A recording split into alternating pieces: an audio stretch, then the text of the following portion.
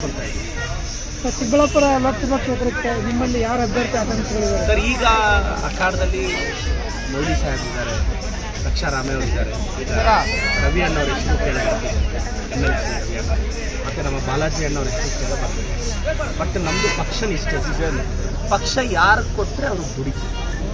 ಪಕ್ಷ ಯಾರು ಕೊಟ್ಟರೆ ಇಲ್ಲ ಪ್ರದೀಪ್ ಈಶ್ವರ್ ಚಿಕ್ಕಬಳ್ಳಾಪುರದಲ್ಲಿ ನೀನೇ ನಿಂತ್ಕೊಂಡ್ರು ನಾನು ನಿಂತ್ಕೊಂತೀನಿ. ನಮ್ಮದು ಪಕ್ಷ ನಿಷ್ಠೆ ಅಷ್ಟೇ. ನಮ್ದು ಯಾರು ನಿಲ್ಸಿಲ್ಲ ಪ್ರದೀಪ್, ನಾಳೆ ನೀನು ಲೋಕಸಭೆಗೆ ನೀನು ನಿಂತ್ಕೊಂಡ್ರೆ ನಾನು ನಿಂತ್ಕೊಂತೀನಿ. ಪಕ್ಷ ಏನು ಹೇಳಿದ್ರೆ KPCC ಆಫೀಸಲ್ಲಿ ಬಂದು ಕಸ ಗುಡಿಸೋದ್ರು ಗುಡಿಸ್ತೀನಿ, ನಾಳೆ ರಾಜೀನಾಮೆ ಕೊಡು ಅಂದ್ರೂ ಕೊಡ್ತೀನಿ. ನಾವು ಕಾಂಗ್ರೆಸ್ ಪಕ್ಷದ ಐಡಿಯಾಲಜಿ ನಂಬ್ಕೊಂಡು ಬಂದವರು, ನಮ್ದೇನಿದ್ರು ಪಕ್ಷ ನಿಷ್ಠೆ ಅಷ್ಟೇ. ಪಕ್ಷ ಏನು ಹೇಳಿದ್ರೆ ಅದು ಕೇಳ್ತೀವಿ. ಬಿಜೆಪಿಯಿಂದ ಡಾಕ್ಟರ್ ಕೆ ಸುಧಾಕರ್ ಬಂದ್ರೆ ಕಾಂಗ್ರೆಸ್ ಇಂದ ನೀವು ಯಾಕೆ ಬರಬಾರ್ದು? ಅವ್ರೇನಾದ್ರೂ ಬಂದ್ರೆ ದಯವಿಟ್ಟು ಪಾರ್ಟಿನೂ ನಾನು ರಿಕ್ವೆಸ್ಟ್ ಮಾಡ್ತೀನಿ, ನನ್ನನ್ನೇ ಕಳಿಸಿ ಅಂತ. ನಾನು ಕಳಿಸ್ತೀನಿ. ಯಾಕೆಂದ್ರೆ ಮನೆ ನನಗೂ ಬಹಳ ಕ್ಯೂರಿಯಾಸಿಟಿ ಇದೆ. 8-9 ತಿಂಗಳು ಅವ್ರಿಗೂ ನನಗೆ ತುಂಬ ಗ್ಯಾಪ್ ಬಂತು. ಸ್ವಲ್ಪ ಇನ್ನೊಂದು ಅವಕಾಶ ಪಾರ್ಟಿ ಕೊಟ್ಟು ನಾನು ನಿಲ್ತೀನಿ. ಪಾರ್ಟಿ ಏನಾದರೂ ಕೊಟ್ಟರೆ ನಾನು ನಿಲ್ತೀನಿ. ನಿಂತ ಮೇಲೆ ನಾನು ಗೆಲ್ತೀನಿ.